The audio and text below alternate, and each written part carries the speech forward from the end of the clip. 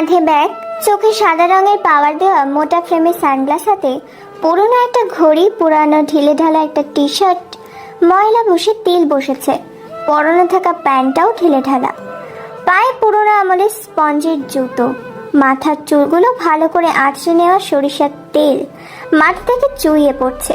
ছেলেটি এগিয়ে আসে ভার্সিটির দিকে। চারদিকে যানবাহনের ধুলাবালি উড়ে এসে লাগছে তার শরীরে। এই রোদে পায়ে হেঁটে চলেছে ভার্সিটির উদ্দেশ্যে। খানিকটা পথ পায়ে হেঁটে এসে ভার্সিটির মাঠে উপস্থিত হয় ছেলেটি। চশমাটা হাত দিয়ে নাকের কাছে এনে ভালো করে চোখ দিয়ে দেখে চারদিকটা, তারপর আবার চশমাটা ভালো করে পরে নেয়। ছেলেটি মাথা নিচু করে আরমনে পায়ে হেঁটে ভার্সিটির মাঠ পেরিয়ে কাউকে কোনো কিছু জিজ্ঞাসা না করে এদিক ওদিক থেকে সোজা মাথা নিচু করে পায়ে হেঁটে কলেজের মাঠ ছেড়ে ভেতরে প্রবেশ করছে। ভার্সিটির মাঠ পেরিয়ে প্রবেশ করে প্রিন্সিপালের রুমে, যেখানে প্রিন্সিপালের সাথে কথা বলে ছেলেটি বেরিয়ে পড়ে তার ক্লাসরুমের উদ্দেশ্যে। দোতলার সিঁড়ি ধরে করিডর পেরিয়ে যখনই ক্লাসরুমে ঢুকতে যাবে তখনই ঘটে বিপত্তি। ছেলেটির ধাক্কা খায় কোনো এক বস্তুর সাথে, দুজনেই পড়ে যায়। ছেলেটি চশমাটা হারিয়ে ফেলেছে, আবছা দেখতে পাচ্ছে, হাত দিয়ে খুঁজতে শুরু করছে চশমাটা। অন্যদিকে দ্বিতীয়জন উঠে পর পর শার্টের কলার ধরে ছেলেটির গালে বেশ কয়েকটি থাপ্পড় মারে আর বলে ওঠে, কিরে কানার বাচ্চা কানা, চোখে দেখতে পারিস না? কোথা থেকে আসে সেসব আবাল বা বাল আমার জন্য? মেয়েটি আর কোনো কিছু না বলে বেশ আরো কিছু ঝাড়ি দিয়ে বেরিয়ে পড়ে অজানা উদ্দেশ্যে। ছেলেটি ফ্লোরে হাত দিয়ে খুঁজতে থাকে, একসময় পেয়ে যায় তার চশমাটা। তারপর চশমাটা চোখে লাগিয়ে ঠিকঠাক করে আবার হাঁটা শুরু করেছে ক্লাসরুমের উদ্দেশ্যে। স্যার এখনো আসেনি। ছেলেটি তাকিয়ে দেখে সব বেঞ্চ বুকিং হয়ে গেছে, শুধু সামনের একটা বেঞ্চ এবং পেছনের বেঞ্চটা বাকি আছে। তাই ছেলেটি আর কোনো দিক না তাকিয়ে সামনের বেঞ্চে বসে পড়ে। ক্লাসরুমে উপস্থিত থাকা সবাই হতবাক দৃষ্টিতে তাকিয়ে আছে ছেলেটির দিকে, কেননা এই বেঞ্চে আজ পর্যন্ত ববি ছাড়া কেউ বসেনি, আর এই ছেলেটি নতুন এসে তার জায়গা দখল করেছে। এটা দেখে সবাই বেশ অবাক হয়েছে। সবাই সেদিকে হাঁ করে তাকিয়ে আছে, কেউ কোনো কিছু বলছে না। খানিকক্ষণ পর স্যার ক্লাসরুমে উপস্থিত হয়, এক এক করে সবার পরিচয় নেয়। পরিচয় নেওয়ার মাঝখানে এসে হাজির হয় ববি। ববি বলে ওঠে, স্যার, আজকাল কি কলেজে ছেলেমেয়ের অভাব পড়েছে যে কলেজে 2 টাকার ফকিররাও চান্স পায়? ও আমার বেঞ্চে বসার সাহস পায় কি করে? ছেলেটি কোনো কথা না বলে হাঁ করে তাকিয়ে থাকে মেয়েটির দিকে। প্রফেসর সাহেব ববির কথা মতো ছেলেটির কাছে এসে বলে ওঠে, এই ছেলে, কি নাম তোমার? আর ভার্সিটিতে এরকম খ্যাত সেজে এসেছো কেন? পরিষ্কার পরিচ্ছন্নতা বলতে তোমার কিছুই নেই। নাম কি তোমার? কোথা থেকে উঠে এসেছো? স্যারের মুখে এরকম কথা শুনে ছেলেটি বেঞ্চ থেকে উঠে পড়ে। ছেলেটি বেশ কিছুক্ষণ নীরবতা ভেঙে এবার বলে ওঠে, জি স্যার, আমার নাম রোহান, আমি এই পাশের একটা বস্তিতে থাকি। এর চেয়ে আর কোনো পরিচয় নেই আমার। ছেলেটির মুখে এরকম কথা শুনে সবাই হেসে ওঠে। প্রফেসর সাহেব ক্লাসরুমটাকে শান্ত হতে বলে, আবার বলে ওঠে, এই জায়গাটায় তুমি আর বসবে না। এই জায়গাটা সবসময় ববি বসে, আর তুমি ওই শেষ বেঞ্চে গিয়ে বসে পড়ো। আর কেউ কোনো কথা বলবে না। আমি ক্লাস শুরু করব, মন দিয়ে কাছ থেকে শুনবে। আর এই ছেলে, তুমি কাল থেকে পরিষ্কার জামা কাপড় একটু সুন্দর করে গোছগাছ করে আসবে। স্যার, ওকে বলে দিন যাতে আমার সাথে বেয়াদবি না করে, না হলে এর পরিণাম কিন্তু খুবই খারাপ হবে। আর আজকে নতুন বলে তাকে ক্ষমা করে দিয়েছি। নেক্সট টাইম যদি সে এরকম কাজ করে তাহলে পুরো ভার্সিটিতে নাকখর দেওয়াবো আমি। এই বলে ববি তার জায়গায় বসে পড়ে, আর রোহান নামের ছেলেটা তার নিজের জায়গায় বসে যায়।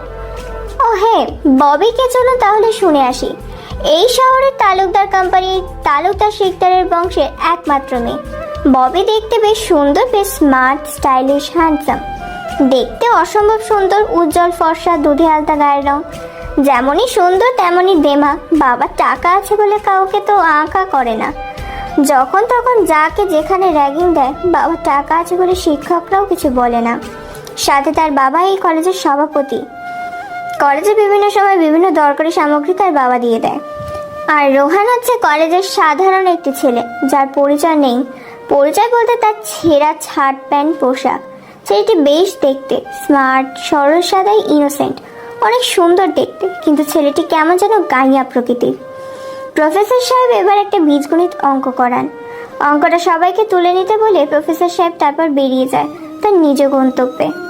এভাবে দেখতে দেখতে সব ক্লাস শেষ করে ভার্সিটি থেকে সবাই বের হয় ক্যাম্পাসের উদ্দেশ্যে। ছেলেটি কারোর দিকে কোনো কিছু না বলে চশমাটা ঠিক করে মাথা নিচু করে ক্লাসরুম থেকে বেরিয়ে ক্যাম্পাসের দিকে যায়। ক্যাম্পাসের দিকে গিয়ে বসে বট গাছের নিচে সবাই যে যার মতো দল করে আনন্দের সাথে ক্যাম্পাসে যা যেটা ইচ্ছে খাচ্ছে। ছেলেটি পকেটে হাত দিয়ে দেখে তার পকেটে মাত্র 50টি টাকা আছে। তারপর সেই টাকা দিয়ে একটা পার্টি আর কলার কিনে নিজেই খেতে বসে পড়ে।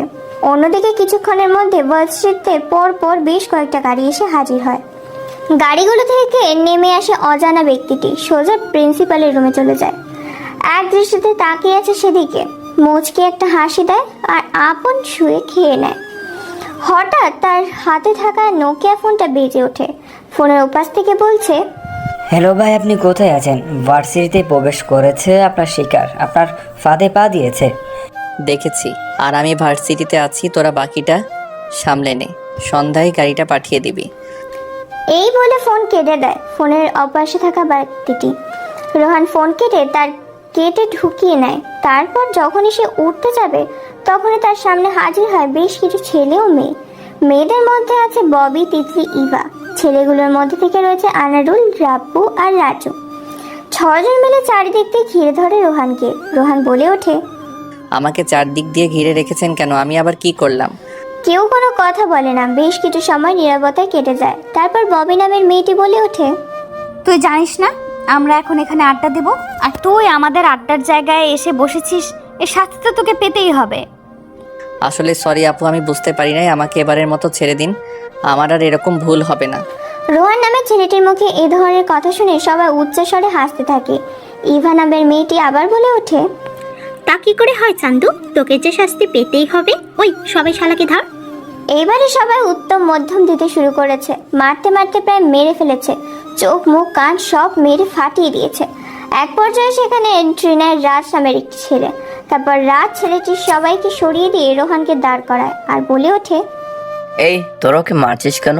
সবাই ওকে ছেড়ে দে, না হলে আমার থেকে খারাপ কিন্তু কেউ হবে না। দেখ রাজ, তুই আমাদের ব্যাপারে নাক গলাস না, না হলে তোর হাল এইরকমই করে ছাড়বো। আমাদের কাজে কখনো বাধা দেওয়ার চেষ্টা করিস না। ওহ তাই নাকি? তাহলে তো বেশ ভালোই। আয়, কে মারবে আমাকে? দেখে আয় তো, দেখে তোদের মধ্যে কে আছে, কোন বাপের বেটা আছে যে আমাকে মারবে। দেখো রাজা, তুমি কিন্তু কাজটা ভালো করছো না। আমাদের সাথে খারাপ ব্যবহার করে এর পরিণতি কিন্তু ভালো হবে না। আগে তো গায়ে হাত দিয়ে দেখ, তারপর বাকিটা দেখা যাবে। পাকবে না ফুটবে পরে দেখবো, আগে তো গায়ে হাত দিয়ে দেখ।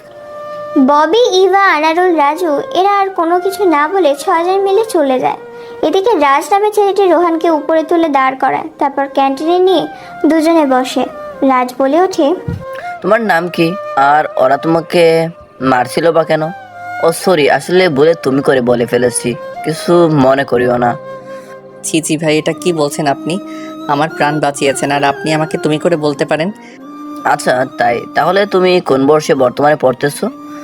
আর তোমার বাসায় কে কে আছে? আমি এবার অনার্স 2য় বর্ষের ছাত্র, আর আমার পরিবার বলতে তেমন কেউ নেই, মা বাবা আর একটা বোন। এই নিয়ে চলছে আমাদের ছোট সংসার। আমি পড়ালেখার জন্য বাইরে এসেছি। ও আয়ুষী, তুমি তো আমার ক্লাসে অর্থাৎ সেম ইয়ার, তাহলে তুমি আর আমি বন্ধু হতে পারি। কিন্তু যেখানে কলেজের সবাই এই খ্যাতের সাথে কথা তো দূরে থাক, কাছে পর্যন্ত ঘেঁষে না, সেখানে আপনি বন্ধুত্ব করতে চাচ্ছেন কেন? দেখো, কে কি করলো বা কে কি বললো সেটা আমি দেখি না, তুমি আমার সাথে বন্ধুত্ব করবে কিনা সেটা বলো। ওকে ঠিক আছে, আমি আর আপনি আজ থেকে বন্ধু। এভাবে হবে না, বন্ধুদের মাঝে এখনো তুমি বা আপনি না আনলে তুই মনে থাকবে। মনে থাকবে। এইভাবে তারা অনেকক্ষণ আড্ডা দেয়। আড্ডা দেওয়ার পর শেষ করে আবার ভার্সিটির ক্লাসের উদ্দেশ্যে রওনা দেয়। ক্লাসে আজকে জান্নাত আপা এসেছে। ইনি বর্তমানে ভার্সিটির ইংরেজি অধ্যাপক। জান্নাত আপার ক্লাসগুলো সম্পূর্ণ মনোযোগ দিয়ে শোনে রাজ, রোহান। এদিকে তেলে বেগুনে জ্বলছে ইভা, ববি, আনারুল, রাজু এবং তাদের 2 বন্ধু রাজ ও রোহানের বন্ধুত্ব দেখে প্রথম দিনে এসেই রোহান নামের ছেলেটি বন্ধুত্ব করে নিয়েছে রাজের সাথে। এই নিয়ে তাদের মধ্যে বেশ কথা কাটাকাটি হচ্ছে। এভাবে ভার্সিটির সম্পূর্ণ ক্লাস করে তারা 2 জন মিলে যে ভার্সিটিতে কালো গাড়ি ঢুকেছিল তাদের মধ্যে থেকে বেরিয়ে আসে আমজাদ গ্রুপ অফ ইন্ডাস্ট্রিজের আমজাদ শিকদার। মানুষের সাথে ভালো ব্যবহার করতে শুরু করেছে। মেয়র হয়ে গেলে আবার শুরু করবে তার অত্যাচারের অবৈধ কাজ। আমজাদ প্রিন্সিপালের রুমে গিয়ে সোজা বসে কোনো অনুমতি ছাড়াই আমজাদ শিকদার বলে ওঠে, ওই বেটা প্রিন্সিপাল, তোকে কি মাসে মাসে 1 লক্ষ টাকা কিসের জন্য দিই? তুই এখনো আমার মালগুলো সাপ্লাই করতে পারিসনি কেন? আসলে ভাই, শহরে নতুন একটা গ্যাং চলে এসেছে, আর এই গ্যাংয়ের জন্য কাজ করা প্রায় অসম্ভব হয়ে উঠেছে।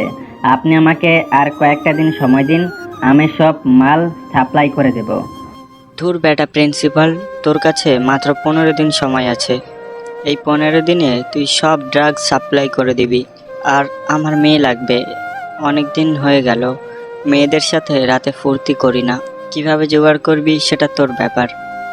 ওকে ভাই, পেয়ে যাবেন আজকে সন্ধ্যায়, কোনো টেনশন করবেন না, সোজা আপনার বাড়িতে পৌঁছে যাবে। তারপর আমজাদ শিকদার সেখান থেকে বেরিয়ে পড়ে। দেখতে দেখতে ভার্সিটির ছুটি হয়ে যায়। প্রিন্সিপাল তার কেবিন থেকে বেরিয়ে হোস্টেলের দিকে রওনা দেয়। অস্ট্রেলিয়ার দিকে রওনা দিয়ে এসে প্রত্যেকটা হোস্টেলের বাথরুমগুলো ঠিকঠাক আছে কিনা এই কথা বলে প্রত্যেকটা বাথরুম চেক করতে থাকে। তারপর ছোট্ট একটা মাইক্রো ক্যামেরা বাথরুমের মধ্যে দেয়ালে লাগিয়ে দিয়ে সেখান থেকে বেরিয়ে পড়ে। বিকেল হয়ে এসেছে। হোস্টেলের মেয়েরা যে যার মতো ফ্রেশ হওয়ার জন্য বাথরুম ইউজ করছে। তন্নি নামের এক মেয়ে বাথরুমে ঢুকেছে গোসল করার জন্য। তারপর মেয়েটি ভেতর থেকে দরজা লাগিয়ে দেয়। তার পরনে থাকা 3 পিসটাও খুলে ফেলে। এখন শুধু পরনে ব্রা আর ছোট্ট একটা প্যান্ট। ধীরে ধীরে সাথে ছোট প্যান্টটা খুলে ফেলে। তারপর শাওয়ার ছেড়ে দিয়ে গোসল করতে থাকে। সারা শরীর সিসিটিভি ক্যামেরায় রেকর্ড করে নিচ্ছে। বাথরুমের দেয়ালে থাকা মাইক্রোফোন, ক্যামেরা রাখার জন্য সব কিছু স্পষ্ট মোবাইলে বসে দেখছে প্রিন্সিপাল। তারপর মেয়েটি বাথরুম থেকে বের হয়ে যায়। দেখতে দেখতে সন্ধ্যা হয়ে এসেছে। হঠাৎ করে মেয়েটির দরজায় নক করে। তারপর মেয়েটির দরজা খুলে দেয়।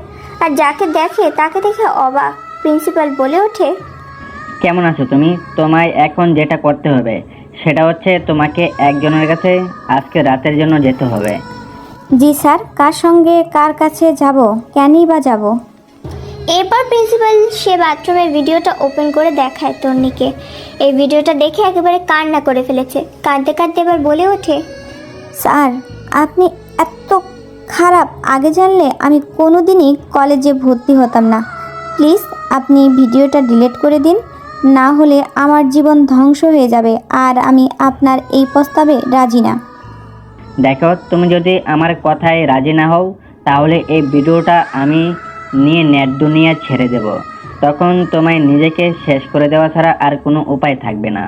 বিনিময়ে তুমি এবার কলেজে ফার্স্ট হওয়ার চান্সও পাবে। তোমার সকল রকম সাপোর্ট দেব আমি। বিনিময়ে তুমি আমার এই কথাটা রাখো, ভার্সিটির কোনো ফি দিতে হবে না। তুমি একদম ফ্রিতে লেখাপড়া করতে পারবে। হোস্টেলে তোমাকে কোনো ফ্রি দিতে হবে না।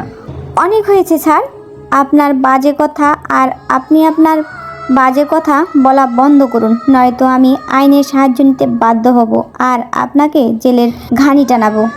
তার মানে তুমি আমার কথা শুনবে না?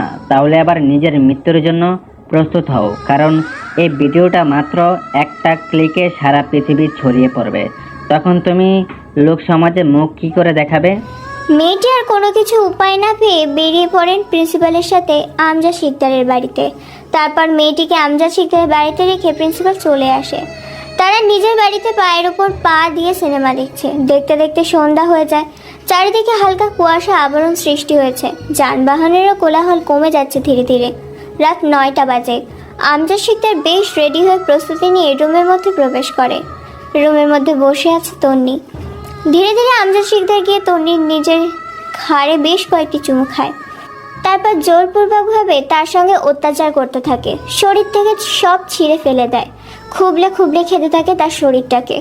যেখানে কামড় দিয়েছে সেখানে রক্ত বের করে দিয়েছে এই নরখাদ্য আমজাদ শিকদার। আমজাদ শিকদার ধীরে ধীরে তন্নিকে ভোগ করতে থাকেন। এক পর্যায়ে এরকম অমানবিকতার অত্যাচার নিতে না পেরে সেন্সলেস হয়ে পড়ে যায়। তারপর জিসানকে মেয়েটিকে নিয়ে ভার্সিটির মাঠে উলঙ্গ অবস্থায় ফেলে আসতে বলে। আমজাদ শিকদার নিজের রুমে চলে যায়। জিসান রুমে এসে দেখে নিজেকে সামলাতে না পেরে সেও খুবলিয়ে খুবলিয়ে খেতে থাকে তন্নিকে। তন্নির লজ্জাস্থান ফেটে রক্ত বের হচ্ছে। আর এত অত্যাচার সহ্য করতে না পেরে তন্নি সেখানেই মারা যায়। গভীর রাত 12টার দিকে তন্নির লাশটাকে ভার্সিটির মাঠে ফেলে আসে জিসান। রাত প্রায় 1টা বাজে। চারিদিক দিয়ে শুনশান নীরবতা। বস্তির একটা কুঁড়ে ঘরের দরজা খুলে বাড়ির ভেতর থেকে বের হলো এক স্যুট বুট, কালো হ্যাট পরা, হাতে গ্লাভস, মুখে সিগারেট পরিহিত এক আগন্তুক বেরিয়ে এলো। বস্তির গলি পথ দিয়ে বের হয়ে রাস্তার ধারে আনমনে হেঁটে চলেছে। হঠাৎ করে পরপর বেশ কয়েকটা কালো গাড়ি এসে থমকে যায় তার সামনে। গাড়ির দরজাগুলো ভেতর থেকে কেউ একজন খুলে দেয়। আগন্তুকটি গাড়ির ভেতরে ঢুকে পড়ে। গাড়ি চলছে তার আপন মনে। দেখতে দেখতে রাত 3টে বেজে যায়। পুরো পরিবেশটা শুনশান, চাঁদের আলোয় বেশ পরিষ্কার। চারিদিকটা তবে হালকা কুয়াশা জমেছে। গাড়িগুলো চলে আসে একটা নাইট ক্লাবের সামনে। তারপর গাড়ি থেকে নেমে নাইট ক্লাবের ভিতরে প্রবেশ করে সেই আগন্তুক ও তার সাঙ্গপাঙ্গ। তারপর কোনো কথা ছাড়াই একটা টেবিলের বেঞ্চে বসে পড়ে। ওয়েটার এসে বেশ কিছু ড্রিঙ্কস, অ্যালকোহল দিয়ে যায়, তবে সেগুলো খায় না আগন্তুকটি। তার গ্যাং এক দৃষ্টিতে তাকিয়ে আছে একটা বেঞ্চের দিকে, যেন চোখে পলক ফেলছে না। বেঞ্চেতে বসে আছে 2টি ছেলে ও একটি মেয়ে। মেয়েটিকে দেখে অল্প বয়সী যুবতী মনে হচ্ছে। ড্রেসের পোশাক আশাক দেখে বোঝা যাচ্ছে। মেয়েটি বলে ওঠে, এখানে পুরো টাকা আছে তো নাকি? টাকা গুনে দেখার সময় নাই। যদি এখানে 1 টাকাও কম থাকে, নেক্সট টাইম তোদের জীবন নিয়ে এখান থেকে যেতে পারবি না বেঁচে। ছেলেগুলো মাথা ঝাঁকিয়ে হ্যাঁ সূচক জানায়। তারপরে মেয়েটি টাকার ব্যাগ নিয়ে নাইট ক্লাব থেকে বেরিয়ে যায়। তারপর একটি সাধারণ গাড়িতে করে রওনা দেয় তার উদ্দেশ্য। নাইট ক্লাব থেকে বেরিয়ে পড়ে ওই অচেনা আগন্তুক ও তার গ্যাং। তারপর ধাওয়া করতে থাকে সেই সাদা রঙের গাড়িটিকে। দেখতে দেখতে 3:30 বেজে যায়। এক পর্যায়ে অন্ধকার রাস্তার মধ্যখানে গাড়িটিকে চারিদিক দিয়ে ঘিরে ফেলেছে। না পারছে গাড়িটির সামনে এগিয়ে যেতে, না পারছে পেছনে যেতে। গাড়ি থেকে মেয়েটি নেমে আসে। তার উপর গাড়ি থেকে নেমে আসে অজানা আগন্তুকটিও। মুখোমুখি এসে দাঁড় হয় দুজন। মেয়েটি বলে ওঠে, কে তোরা? তোদের কি চাই?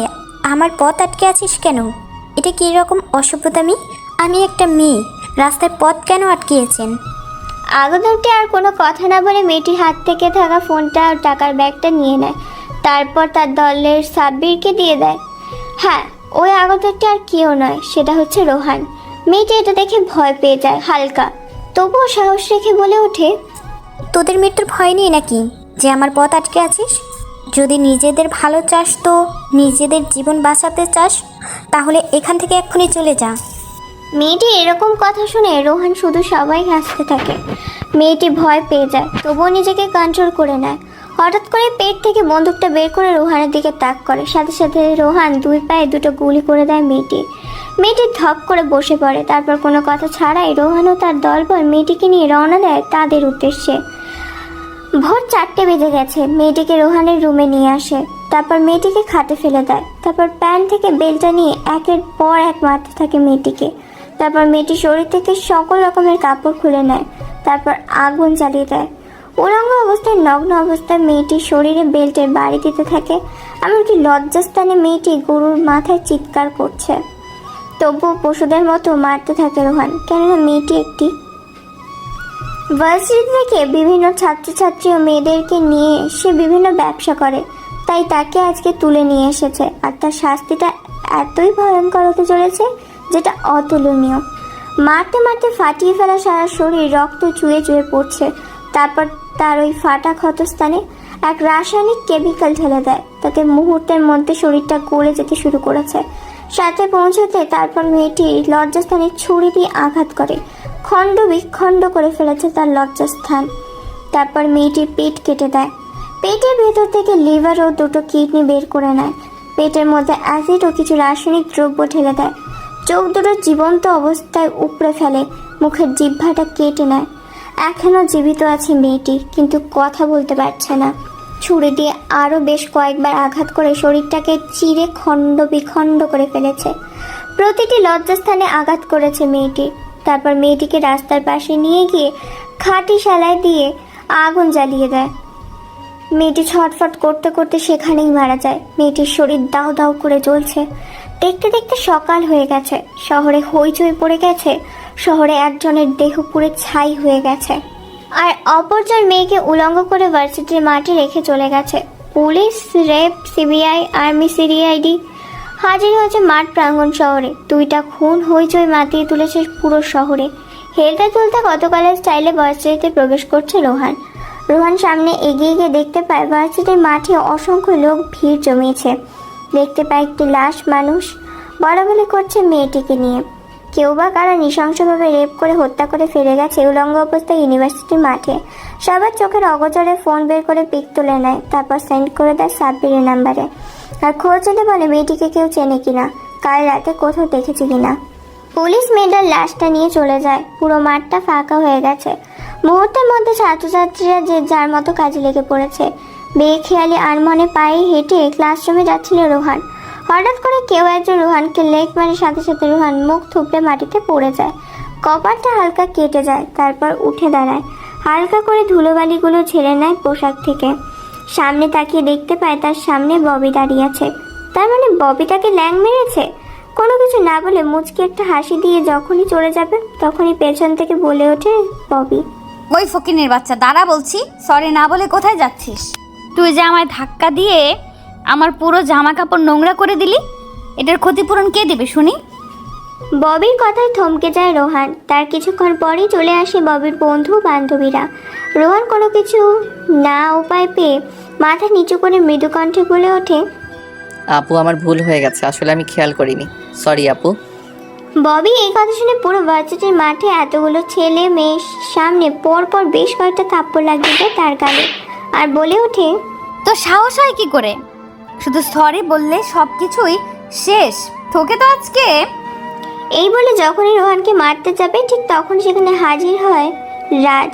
রাজকে দেখে এবার বলে ওঠে, ওই তো চলে এসেছে হিরো, তাকে বাঁচাতে। হ্যাঁ চলে এসেছি, তাতে তোমাদের কি, ওকে ছেড়ে দাও। আর নেক্সট টাইম যদি এমন করতে দেখেছি তো তোদের খবর খারাপ করে ছাড়বো। এই বলে রাজ রোহানকে নিয়ে ক্লাসে চলে যায়। ওদের যাওয়ার দিকে সবাই তাকিয়েছে। তারপর রাজ বলে ওঠে, কে রে, তুই কি প্রতিবাদ করতে শিখেসনি? মুখ বুঝে আর কত সহ্য করবি, এবার তো প্রতিবাদ কর। রাজের কথায় কোনো উত্তর দেয় না রোহান। রোহান একটা মুচকি হাসি দেয়। বেশ কিছু সময় নীরবতায় কেটে যায়। কিছুক্ষণ পর রোহান ভাঙা ফোনের কল আসে। ফোন বের করে তাকে সাব্বির কল করেছে। রিসিভ করতেই বলে, ভাই ছেলেটার খবর পেয়ে গিয়েছি। ছেলেটা শহরের একটা টোকাই মাস্তান, বিভিন্ন খারাপ কাজের সাথে যুক্ত, মানুষকে কর দেয়। তার প্রধান কাজ অসহায় মানুষকে ধ্বংস করে, তার প্রধান উদ্দেশ্য। সে কারো কথা মতো কাজ করে। তার নাম জিসান। সে বিভিন্ন অপরাধ করে, কিন্তু ওপরে কারো পাওয়ার থাকায় সে কাউকে তোয়াক্কা করে না। পুলিশ তাকে গ্রেফতার করে না। ওকে ঠিক আছে, আমি দেখে নিব, তুই কাজ চালিয়ে যা। ঠিক আছে ভাই, রাখি এখন। আর আমি এই মুহূর্তে ভার্সিটিতে আছি, আর ফোন করিস না। এই বলে ফোন কেটে দেয় রোহান। হাঁ করে একদৃষ্টিতে তাকিয়ে আছে রাজ। রাজ কোনো কিছু বলতে যাবে তার আগে রোমান থামিয়ে দিয়ে দুজনে ক্লাসের ভিতরে চলে যায়। তারপর নতুন একজন শিক্ষিকা আছে, তিনি আজকেও ক্লাস করান। দেখতে দেখতে ভার্সিটির কিছু ক্লাস শেষ হয়ে ভার্সিটির ক্যাম্পাসের জন্য সবাই বের হয়। ক্যাম্পাসে যে যার মতো করে আড্ডা দিচ্ছে, কেউ খাবার খাচ্ছে, কেউ গল্প করছে, কেউ বই খুলে পড়াশোনা করছে, আবার কেউ কেউ ফোনে পাবজি খেলছে, ফ্রি ফায়ার খেলছে, তো কেউ মুভি দেখছে।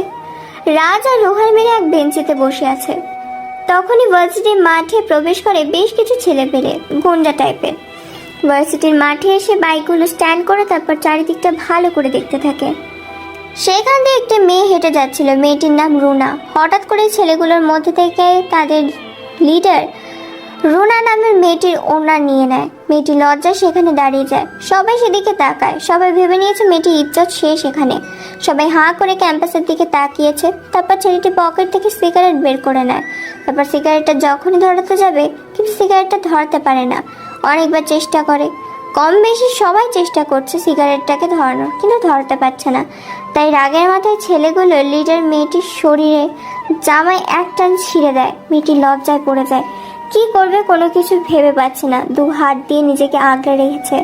এটা দেখে সবাই এগিয়ে আসে। ভার্সিটির ক্যাম্পাসে সিগারেট ধরানোর চেষ্টা করছে ছেলেটি। তারপর সবাই তাকিয়ে তাকিয়ে দেখছে সেদিকে, কিন্তু কেউ সামনে এগিয়ে যাওয়ার সাহস পাচ্ছে না। অন্যদিক দিয়ে ববি এবং তার বন্ধু বান্ধবীরা ভার্সিটির মাঠে আসতেছে। সবাই দাঁড়িয়ে দাঁড়িয়ে তামাশা দেখছে, কিন্তু কেউ সামনে এগিয়ে যাচ্ছে না। এদিকে মেয়েটি কান্না করে ফেলেছে। অনেকক্ষণ ধরে সিগারেটটা জ্বালানোর চেষ্টা করছে জিসান, কিন্তু সিগারেটটা ধরাতেই পারছে না। তার ঠিক মাঝখানে রোহানের ফোনে একটা মেসেজ আসে। মেসেজটা ওপেন করে দেখতে পায় সাব্বির পাঠিয়েছে। ভাই আপনি যে মেয়েটার পিক দিয়েছিলেন ওই মেয়েটাকে জিসান মেরেছে, আর জিসান ওই ছেলেটা আজকে ভার্সিটিতে ঢুকেছে, অর্থাৎ আপনি যে ভার্সিটিতে পড়েন। সাব্বিরে দেওয়া মেসেজটা দেখে ঠোঁটের নিচে এক চিলতে একটা হাসি দেয়। তারপর আর কোনো কিছু না ভেবে গুটি গুটি পায়ে এগিয়ে যেতে থাকে মাঠের মাঝখানে। পায়ে হেঁটে জিসানের সামনে গিয়ে দাঁড়ায় রোহান। তারপর জিসানের কাছ থেকে কাঠি সেলাইটা নিয়ে হাতের তালুর মাঝে এক টান দিতে কাঠি সেলাইয়ে আগুন ধরে যায়। সবাই এটা দেখে অবাক চোখে তাকিয়ে আছে। জিসান বিস্মিত একেবারে। সবাই হাঁ করে তাকিয়ে আছে। এবার জিসান বাইক থেকে নেমে পড়ে, অবাক চোখে তাকিয়ে আছে রোহানের দিকে। বেশ কিছু সময় নীরবতায় কেটে যায়। তারপর নীরবতা ভেঙে জিসান বলে ওঠে, কে রে তুই? তুই কি আমাকে পাওয়ার দেখাচ্ছিস? যে আগুনটা তুই ধরেছিস সে আগুনেই তোকে পুড়িয়ে মারবো। যা বাঘ এখান থেকে শালা। এই বলে জিসান রোহানকে একটা ধাক্কা দেয়, কিন্তু রোহান সে জায়গায় স্থিত থাকে। এটা দেখে আরো সবাই অবাক হয়, কেউ কোনো কিছু বলছে না। জিসান রোহানের এরকম অবস্থা দেখে আরো বেশ কয়েকটা ধাক্কা খায়, কিন্তু কোনো কাজ হয় না। এটা দেখে জিসানের সাঙ্গপাঙ্গরা চারিদিক দিয়ে ঘিরে রাখে রোহানকে। সবাই ভেবে নিয়েছে এই ছেলেটা আর মেয়েটা শেষ। এদিকে মেয়েটার করুণ অবস্থা।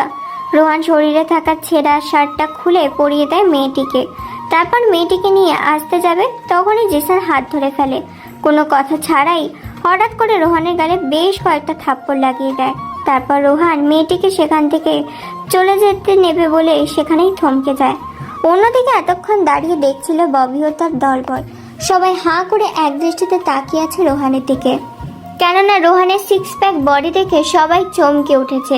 উজ্জ্বল ফর্সা, তার বুকে ধবধবে সাদা, দেখে হিরোদের থেকেও সুপার হিরো মনে হচ্ছে। বাইরেটা যেমন তেমন ভেতরটা অসম্ভব সুন্দর। মেয়েরা তো প্রথম দেখায় ক্রাশ খেয়ে ফেলেছে, সাথে ক্রাশ নামক ব্রাশও রয়েছে। সাথে ক্রাশ নামক ব্রাশ খেয়ে আছে ববি। ববি যেন চোখের পলকই ফেলছে না, হাঁ করে তাকিয়ে আছে। এরপর জিসানে একটা লোক হকি স্টিক দিয়ে এসে রোহানের পায়ে বাড়ি মারে। হকি স্টিকটা ভেঙে 2 খণ্ড হয়ে যায়, কিন্তু রোহানের কোনো টনক নড়ে না। এটা দেখে সবাই হাঁ করে তাকিয়ে আছে। তারপর আরও বেশ কয়েকজন ছেলে হাতে ও পায়ে পিঠে ক্রিকেট ব্যাট দিয়ে মেরে যাচ্ছে, কিন্তু সব জিনিসই 2 খণ্ড হয়ে যায়, কিন্তু রোহানের কোনো কিছুই হয় না। এটা দেখে সবাই হাঁ করে তাকিয়ে আছে। কি হচ্ছে এখানে? কেই বা এই ছেলে এত মার সহ্য কি করে করছে? এরপর জিসান যখনই রোহানের পেটে ঘুষি মারতে যাবে, তখনই রোহান জিসানের হাতটা ধরে নেয় আর মসৃণে হাতের কবজির মধ্যে বাড়ি মারে। সাথে সাথে হাত ভেঙে 2 খণ্ড হয়ে যায়। এরপর ঘাড়ের মধ্যে বেশ কয়েকটা বাড়ি দেয়, ছিটকে গিয়ে মাটিতে বাড়ি খায়। বুকের মধ্যে একটা বাড়ি মারে, সাথে সাথে বুকে 3টা পাঁজর ভেঙে যায়। তারপর হাত দিয়ে মাথায় মারে 1 বাড়ি, সাথে সাথে মাথার যেন তারের সব জয়েন্ট খুলে যায়। পুরো দুনিয়াদারি যেন তার ঘুরতে থাকে, কি করবে না করবে কোনো কিছু ভেবে পায় না সে। তারপর মারে 1 পেটে ঘুষি, মুখ দিয়ে রক্ত বেরিয়ে আসে। এত মার মেরেছে যে যেখানে ছিল সেখানেই সেন্সলেস হয়ে পড়ে আছে। তারপর তার দলবল ভয় সেখান থেকে জিসানকে নিয়ে চলে যায়। তারপর গুটি গুটি পায়ে এগিয়ে আসতে থাকে রাজের দিকে। সবাই হাঁ করে তাকিয়ে আছে। রোহান এতক্ষণ কি করেছে কোনো কিছুই তার খেয়াল ছিল না। রোহান রাজের কাছে আসতেই রাজ বলে ওঠে, কিরে কে তুই? তোর আসল পরিচয় কি বলবি এবার? যেখানে শহরের সবাই জিসানকে ভয় পায়, সেখানে তুই একাই তাদের সাথে মারপিট করলি।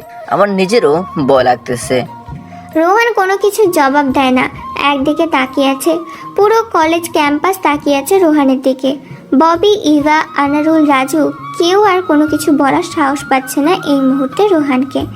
তারপর কোনো কথা ছাড়াই ভার্সিটির প্রত্যেকটা ক্লাস শেষ করে তারা দুজন রাজের উত্তর দেয়নি। রোহান ক্লাস শেষ করে বেরিয়ে পড়ে যে যার মতো। রোহান পায়ে হেঁটে চলে আসে রাস্তার মোড়ে। সেখানে এসে কালো গাড়িতে উঠে পরের এই দৃশ্যটা আর চোখ এড়ায়নি ববি। হাঁ করে তাকিয়ে আছে, বুঝতে পারছে না কে এই ছেলেটা, এত সাহস পায় কি করে, তারপর এত দামি গাড়িতে উঠেই বা যাচ্ছে কই। তারপর গাড়িটা নিয়ে চলে আসে অসম্ভব সুন্দর একটা রাজপ্রাসাদের মতো বাড়িতে। তারপর রোহান গাড়ি থেকে নেমে গাড়ির ভেতরে চলে যায়। গাড়ির ভেতরে যখন ঢুকে যাবে তখনই শর্মিলা বেগম বলে ওঠে, ধারা কোথায় গিয়েছিলি? তোর বাবা একাই অফিস সামলাচ্ছে আর তুই বেড়াচ্ছিস মাস্তানি করে।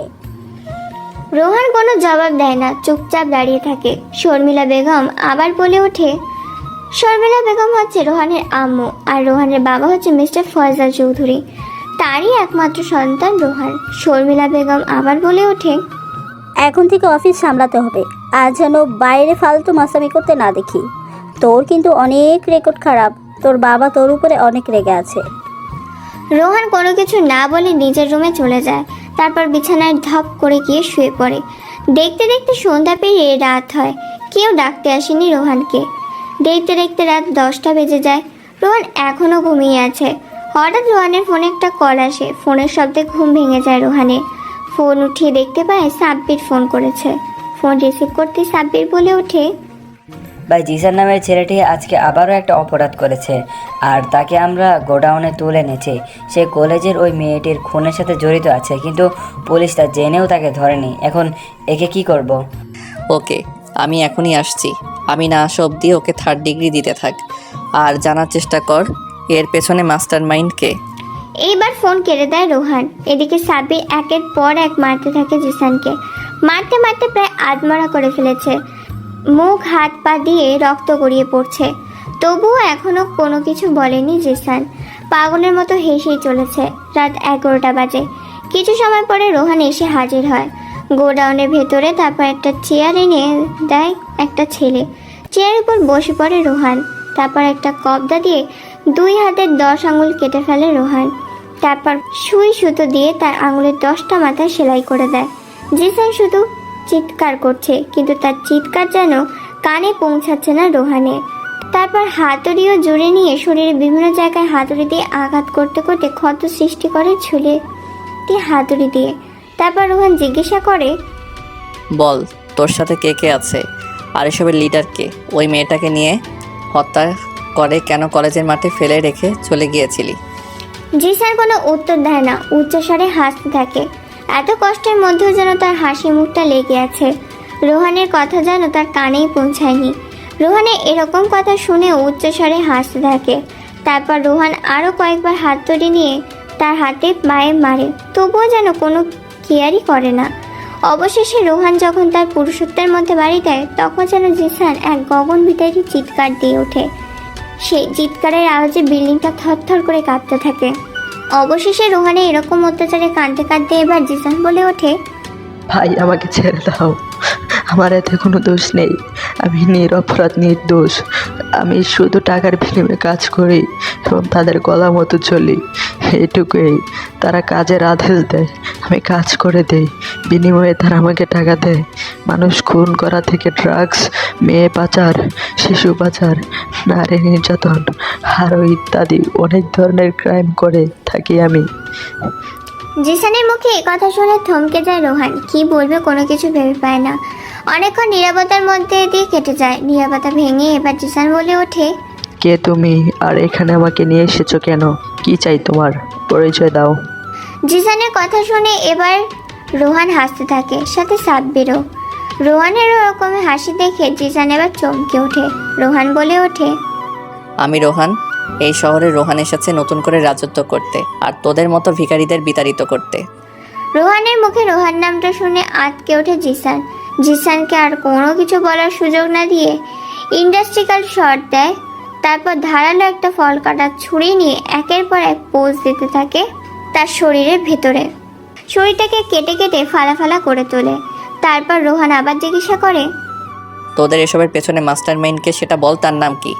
জিসান কথা বলার ভাষা হারিয়ে ফেলেছে। মুখ দিয়ে রক্ত চুয়ে চুয়ে পড়ছে। এবার জিসান বলে ওঠে শেষবারের মতো, ভাই এসবের পেছনে আমার লিডার আফজাল হোসেন আছে। আফজাল গ্রুপ অফ ইন্টারেস্টিংয়ের বর্তমান মালিক আফজাল হোসেন। তিনি বিভিন্ন খারাপ কাজে নিযুক্ত আছে, আর এর সঙ্গে 7 মিলিয়েছে আপনাদের কলেজের প্রিন্সিপাল সব কিছুই জানে। আর প্রিন্সিপাল ওখান থেকে বিভিন্ন মেয়েদের পাচার করে, সাথে ড্রাগ স্মাগলিং কলেজের ভেতরে করে। সেখানে অনেক ছেলে মেয়ে আছে যারা প্রিন্সিপালের সাথে কাজ করে।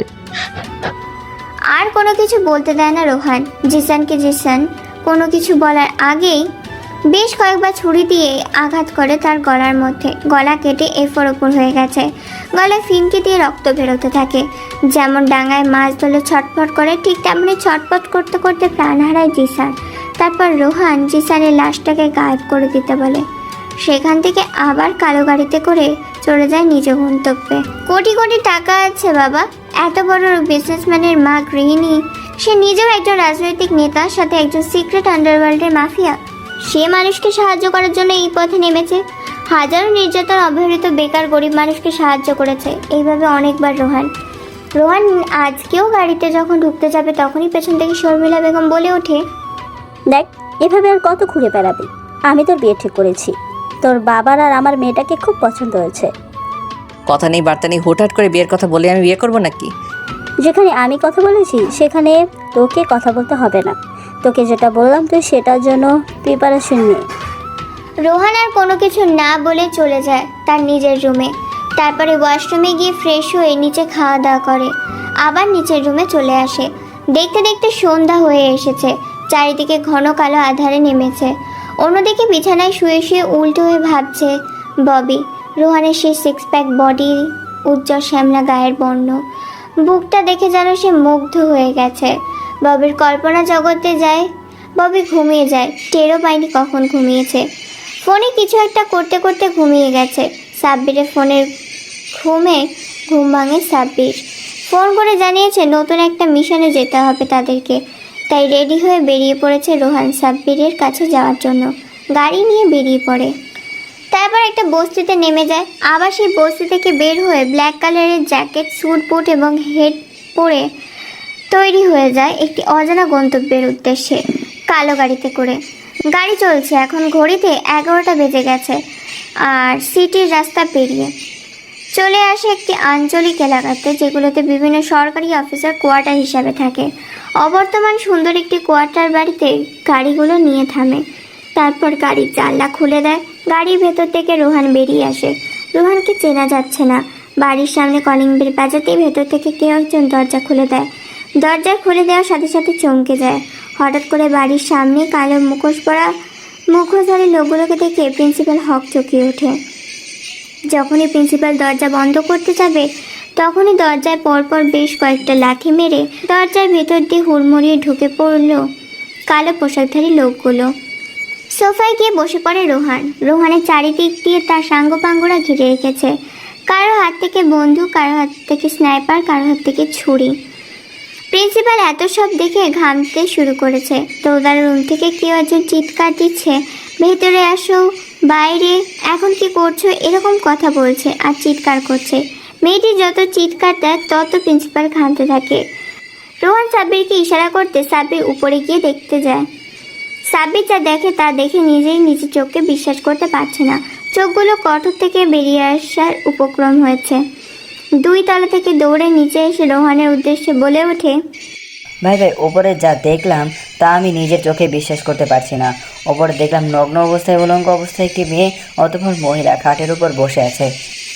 এই কথা শুনে রোহান একটা মুচকি হাসি দিয়ে প্রিন্সিপালের দিকে ভালো করে লক্ষ্য করে। এতক্ষণ সময় প্রিন্সিপালের দিকে ভালো করে লক্ষ্য করে দেখেনি। প্রিন্সিপালের পরনে আছে একটা ছোট 3 কোয়ার্টার প্যান্ট। গায়ে তেমন আর কোনো কিছু না বললেই চলে। মুখে এক চিলতে হাসি দেয় সবাই।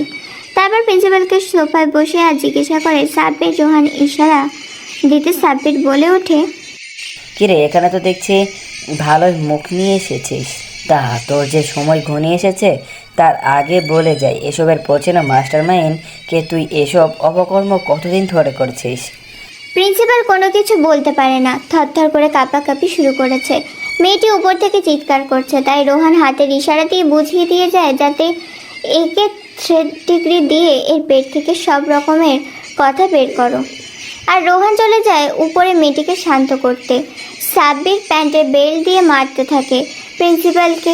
প্রিন্সিপাল শুধু গরুর মতো লাফালাফি চিৎকার শুরু করেছে। অন্যদিকে সিঁড়ি ভেদ করে রুমের ভেতর প্রবেশ করে দরজা আটকে দেয় রোহান।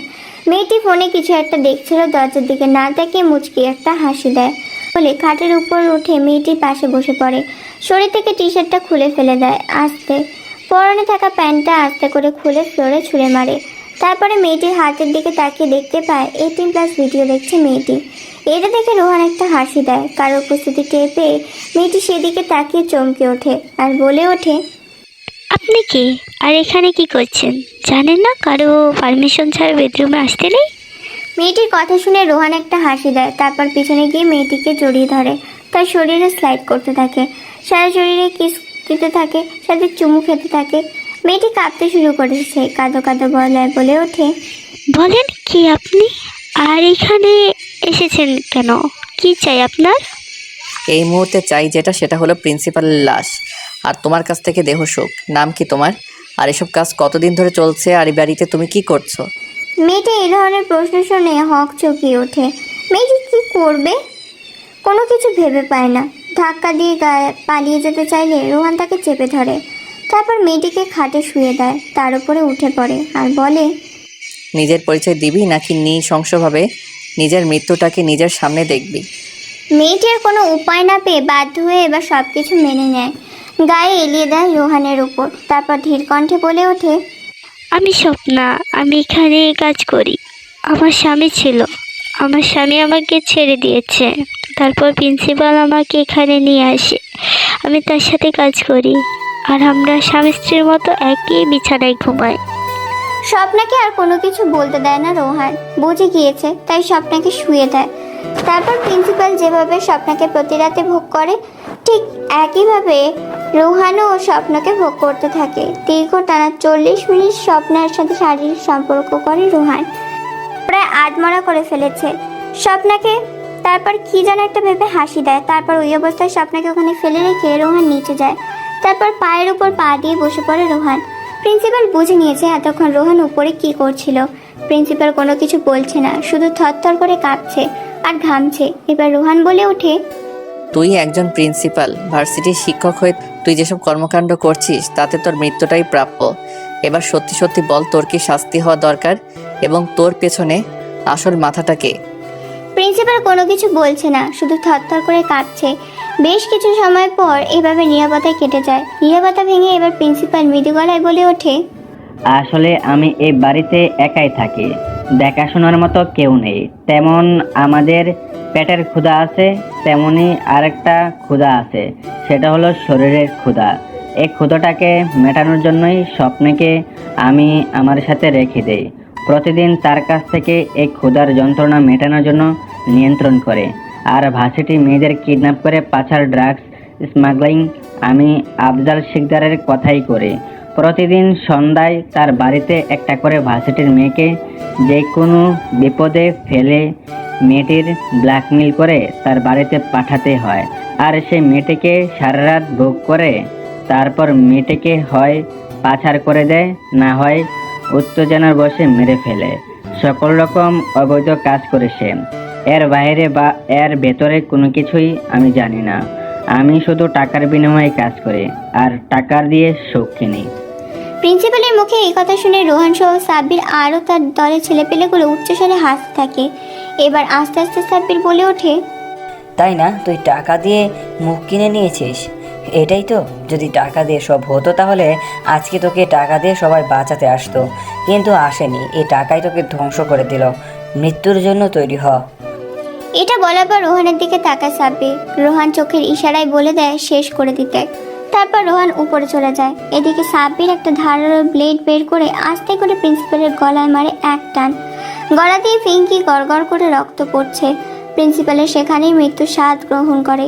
উপরে গিয়ে রোহান একটা ধারালো ছুরি বের করে, তারপর স্বপ্নার সারা শরীরে চুমু খায়, ওপর থেকে নিচ পর্যন্ত প্রত্যেকটি জায়গায়। তারপর ঠোঁটে কয়েকটা কিস করে সারা শরীর স্লাইড করে। আর বেশি কিছু সময় শারীরিক সম্পর্ক করে ধারালো অস্ত্রটা নিয়ে গলার মধ্যে বসায়। অস্ত্রটা দেখে স্বপ্না চমকে যায়, চোখ দিয়ে গড়গড় করে পানি পড়ছে। কোনো কিছু বলার আগেই গরু যেভাবে জবাই করে ঠিক সেভাবেই অস্ত্রটা দিয়ে জবাই করে ফেলে স্বপ্নটাকে। ছটপট করতে করতে সেখানেই শেষ হয়ে যায়। প্রিন্সিপালের পুরো বাড়িটা তন্ন তন্ন করে খুঁজেও যত সম্পদ, টাকা, ধন সম্পদ, সোনা গহনা ছিল সব লুট করে নিয়ে চলে যায় রোহান ও তার দলবল। তারপর সে সম্পদগুলো থেকে কিছু সম্পদ তার ছেলেপেলেদের দিয়ে দেয়, আর কিছু সম্পদ নিজের মধ্যে রেখে দেয়, আরও কিছু সম্পদ গরিব দুঃখী অনাথ আশ্রমে বিতাড়িত করে দেয়। রাত 3টায় চুপি চুপি গাড়ির মধ্যে প্রবেশ করে রোহান, কেননা কেউ টেরই পাবে না। আর পেয়ে গেলে রোহানের খবর আছে, সে তার মাকে ভীষণ ভয় করে। শর্মিলা বেগমের ভয়ে চুপি চুপি ঘরের মধ্যে প্রবেশ করে, ভেতর থেকে দরজা আটকিয়ে দেয়, ঘুমিয়ে পড়ে। পরের দিন সকালে চারিদিকে খবর ছড়িয়ে গেছে। সাংবাদিক টিভি স্ক্রিনে একের পর এক খবর দেখাচ্ছে, পত্রিকায়, খবরের কাগজে, টেলিভিশনে একটাই খবর, একটাই নিউজ দেখাচ্ছে। সেটা হলো প্রিন্সিপালের ভয়ঙ্কর মৃত্যুর সাথে এক যুবতী নারীর। ভার্সিটিতেও যে আজকে থমকে গেছে, জিসানকে দেখা যাচ্ছে না, বেশ কয়েকদিন হয়ে গেছে। আর আজকে হঠাৎ করে প্রিন্সিপালের রুমের সামনে এরকম ভয়ঙ্কর মৃত্যু ভার্সিটিতে বেশ প্রভাব ফেলেছে। এদিকে সেদিন থেকে রোহানের মধ্যে সেই রকম বীর পুরুষের উজ্জ্বল ফর্সা সিক্স প্যাক বডি দেখছে। সেখান থেকে শুধু তাকে নিয়েই স্বপ্ন দেখছে ববি। ববি রোহানের প্রেমে পড়ে গেছে, কিন্তু রোহানকে ভয় বলতে পারছে, কেননা রোহানকে যে সমালোচনা বঞ্চনা করেছে সে। দেখতে দেখতে ভার্সিটির পর্ব কেটে যায়। আজকে রাজু ভার্সিটিতে আসেনি। প্রিন্সিপালের মৃত্যুতে ভার্সিটি বন্ধ হয়ে যাওয়া হচ্ছে 2 দিন। আজকে শর্মিলা বেগমের কথায় রোহান অফিসে গিয়েছে। ফয়জাল মিয়া ছেলেকে অফিসে থেকে বেশ খুশি হয়েছে। ছেলেকে অফিসের দায়িত্ব বুঝিয়ে দিয়ে নিজের মতো করে কাজ করে অফিস টাইম শেষ করে বাসায় চলে আসে। দেখতে দেখতে 2 দিন কেটে যায়। আজকে ভার্সিটিতে সবাই উপস্থিত হয়েছে। রাজু এসেছে, গল্প করছে। ঠিক তখনই ভার্সিটির মধ্যে প্রবেশ করে 3টি কালো রঙের কার। এর মধ্যে থেকে নেমে আসে আফজাল শিকদার। আফজাল শিকদার কোনো কথা ছাড়াই প্রিন্সিপালের কেবিনে চলে যায়। আফজাল শিকদারকে কেউই বাধা দেয় না, কারণ শিকদার এখনকার ডোনার। তিনি অনেক রকম সাহায্য করেছে ভার্সিটির, তাই ওনাকে সবাই ভালো করে চেনে। ভার্সিটির নতুন প্রিন্সিপালের নিয়োগ দেওয়া হয়েছে। প্রিন্সিপালের রুমে আজ আফজাল শিকদারকে দেখতে পেয়ে রোহান রাজকে সেখানে বসতে বলে সবার চোখে অগোচরে প্রিন্সিপালের কেবিনের উদ্দেশ্যে রওনা দেয়। রোহানকে যেতে দেখে বলেই ফেলে ববি। ববির চোখ এড়াতে পারেনি রোহান। রোহান প্রিন্সিপালের কেবিনে উকি দেয়, দেখে প্রিন্সিপালের রুমে কিছু একটা খুঁজছে। আফজাল শিকদার একের পর এক ড্রয়ার খুলছে, বন্ধ করছে, খুলছে, বন্ধ করছে। বেশ কিছু সময় ওভাবে কেটে যায়। তারপর তার কেবিন থেকে বেরিয়ে এসে আফজাল শিকদার হোস্টেলের দিকে রওনা দেয়। হোস্টেলের একটি স্টোর রুমে দরজা খুলে প্রবেশ করে আফজাল শিকদার। তার পেছন পেছন রুমের ভিতর প্রবেশ করে গিয়ে দাঁড়ায় রোহান। আবার রোহানের পেছন পেছন যেতে থাকে ববি। জাফর শিকদার স্টোর রুমের ভেতর গিয়ে আলমারির একটি পুরনো একটি শাড়ি আলমারির ভেতর থেকে দেখে অনেকটা সুন্দর লাগছে শাড়িটায়। এটা দেখে মুচকে একটা হাসি দেয় আফজাল শিকদার। আফজাল শিকদার যেন হাতের চাঁদ পেয়েছে এরকম তার অবস্থা। হাসতে হাসতে পকেট থেকে ফোন বের করে যখনই কাউকে কল দিতে যাবে তখনই রুমের মধ্যে কারোর উপস্থিত টের পেয়ে পেছনে ঘুরে দেখে একটি ছেলে তার সামনে দাঁড়িয়ে আছে। আফজাল শিকদার বলে ওঠে, কে তুই? আর এখানে কি করছিস? এখানে কেন এসেছিস? যা ভাগ, নিজের কাজে যা। এই বলে আবারও আফজাল শিকদার তার প্রয়োজনীয় জিনিসটা খুঁজতে থাকে। রোহান এবার ভেতর থেকে দরজা বন্ধ করে দেয়। দরজা বন্ধ করার শব্দ শুনতে পেয়ে আফজাল পেছনে ঘুরে দেখে আর বলে ওঠে, কিরে, তুই এখন এখান থেকে যাসনি? মরার পাখনা গজিয়েছে নাকি? নিজের জীবন যদি বাঁচাতে চাস তাহলে এখান থেকে এখনই কেটে পড়। রোহান আফজাল শিকদারের কথা একটা মুচকি হাসি দেয়। তার প্রশ্নের কোনো উত্তর দেয় না। ধীর পায়ে হাঁটতে থাকে তার দিকে। এক পর্যায়ে আফজাল শিকদারের সামনে গিয়ে দাঁড়ায় রোহান। অন্যদিকে ছবি দেওয়ানাকে ফলো করতে করতে চলে আসে প্রিন্সিপালের কেবিনের সামনে। জানলার ভেতর দিয়ে উকি দিয়ে দেখতে পায় ভেতরে আফজাল শিকদার আর রোহান শিকদার কিছু একটা খুঁজছিল। রোহান দাঁড়িয়ে আছে। এবার সোহান বলে ওঠে, কিরে, প্রিন্সিপালের রুমে তুই কি করছিস? কিছু খুঁজতে এসেছিস বুঝি? কিন্তু পাবি না তো খুঁজে, তার আগে গায়েব করে দিয়েছি। রোহানের মুখে এই কথা শুনে আফজাল বেশ ঘাবড়ে যায়। আফজাল কোনো কিছু বলে না, তবুও খুঁজতে থাকে। হঠাৎ করে রোহান আফজালকে মারে এক লাথি। লাথিকে সোফায় বসে পড়ে। আফজাল তার কোমর থেকে AK-47 সাইলেন্সার বন্দুকটা বের করে থরথর। তারপর রোহানের দিকে, কিন্তু বুলেটগুলো তার আগেই। ববি এসব দেখে ঘাবড়ে যায়। চিৎকার দিতে যেও চিৎকার না দিয়ে দেখতে থাকে চেয়েছে। রোহানের মতো সুপার হিরোর মতো উড়ে গিয়ে খুশি আফজাল শিকদারের মায়ার কিছুটা দূরে পড়ে থাকার বন্দুকটা তুলে নিয়ে 2 পায়ে 2টা গুলি করে দেয় আর বলে ওঠে, কিরে, এই রোহানকে মারবি তুই? এই রোহান ভাই বেঁচে থাকতে দেশের সন্ত্রাসী করছিস। নির্দোষ মেয়েদের অপহরণ করে তাদের ইজ্জত নিয়ে আজকে তুই শেষ। এই বলে রোহান তার হাতে থাকা বন্দুকটা প্রিন্সিপালের কপালে রাখে। তারপর বন্দুকটা থাকা বুলেট আরও 4টে বুলেট দিয়ে আফজাল শিকদারের কপালে কপাল ভেদ করে মাথা দিয়ে বেরিয়ে গেছে বন্দুকের খুলিগুলো। এরা দেখে সজোরে চিৎকার দেয় ববি। কারো চিৎকার শুনে পেছন ঘুরে তাকায় রোহান। রোহান পেছন ঘুরে দেখতে পায় ববি দরজার বাইরে দাঁড়িয়ে আছে। রোহান যখনই ববির কাছে আসতে যাবে তখনই ববি সেখান থেকে পালিয়ে যায়। ভার্সিটি থেকে কাউকে কোনো কিছু না বলে রোহান বেশ ঘাবড়ে যায়। রোহান ববির পিছু পিছু যেতে থাকে। এক পর্যায়ে ববির গাড়িটা ধরে ফেলে রোহান। রোহান কোনো কিছু না বলার আগেই ববি বলে ওঠে, প্লিজ আমাকে মারবেন না, আমাকে ছেড়ে দিন। আমি কিচ্ছু দেখিনি। আমি আপনার সাথে যে ভার্সিটিতে যেটা করেছি সেটা অন্যায় করেছি। আমি মানছি, আপনার যা শাস্তি আমাকে দেন, কিন্তু প্লিজ আমাকে মারবেন না। আমি খুব ভয় পাই বন্ধুকে। রোহান ববির দিকে অপলক দৃষ্টিতে তাকিয়ে আছে, কোনো কথা বলছে না। রোহান ভালো করে জানে এখন তার কি করতে হবে, তাই গাড়ির ভেতর থেকে নামিয়ে আনে ববিকে, তারপর নিজের গাড়িতে করে নিয়ে যায় কাজী অফিসের সামনে। রোহান আগেই সাব্বিরকে বলে দিয়েছে যেন সেখানে চলে আসে। তারপর ববিকে নিয়ে কাজী অফিসের ভেতরে যায়, তারপর বিয়ের প্রস্তুতি নেয়। ববি বিয়ে করবে না এমনিতেও। এদিকে রোহান বিয়ের জন্য প্যারা দিচ্ছে কাজীকে। কাজী বিয়ে পড়াবে না বলে যখনই চলে যাবে তখনই বন্দুকের ভয় দেখায়। বন্দুক দেখে কাজী চুপসে যায়, চুপচাপ সব মেনে নেয়। কাজেই শুধু বলেছিল এই বিষয়ে করাবে না, জোরপূর্বক ভাবে বিয়েটা করা মোটেও ভালো কাজ না। তবুও জোরপূর্বকভাবে বিয়েতে রাজি করেই ছাড়লো ববিকে। তারপর তাদের দুজনের বিয়ে হয়ে যায়। বাড়ির উদ্দেশ্যে রওনা দেয় ববিকে নিয়ে রোহান। কয়েক ঘন্টার মধ্যে রাজপ্রাসাদের মতো একটা বাড়ির সামনে এসে হাজির হয়। এত বড় বাড়ি দেখে চমকে যায় ববি। ববি এক দৃষ্টিতে হাঁ করে তাকিয়ে আছে। এবার ববি বলে ওঠে, এত সুন্দর বাড়ি, এত সুন্দর বাড়িটা কার বাড়ি? বাড়িটা দেখতে অনেক সুন্দর। ববির কথায় কোনো উত্তর দেয় না রোহান, একটা শুধু মুচকি হাসি দেয় রোহান। সাব্বির কলিং বেল বাজাতে ভেতর থেকে কেউ একজন দরজা খুলে দেয়। তারপর বাড়ির ভেতরের সামনে যায় রোহান। শর্মিলা বেগম নিজের ছেলের সাথে 16টি হাতি কোমড়া দেওয়া থেকে মেয়েকে দেখে বলে ওঠেন, মেয়েটা কে রোহান? আর তোর সাথেই বা কি করেছে? সাব্বির, মেয়েটা কে রে? কেউ কোনো কথা বলে না। বেশ কিছু সময় নীরবতার মধ্যে দিয়ে কেটে যায়। নীরবতা এবার রোহান বলে ওঠে, আম্মু সরি, আমি তোমাকে না জানিয়ে বিয়ে করে ফেলেছি আমার পছন্দের মেয়েকে। তুমি তো বলেছিলে আমাকে বিয়ে করে নিতে, তাই বিয়ে করে চলে এসেছি আমার পছন্দের মেয়েকে। ববি রোহানের মুখে পছন্দের মেয়ের কথা শুনে খুশি হয়, কিন্তু তার সাথে সাথে মন খারাপ হয়ে গেল, কেননা একটা খুনি মেনে নিতে পারছে না ববি।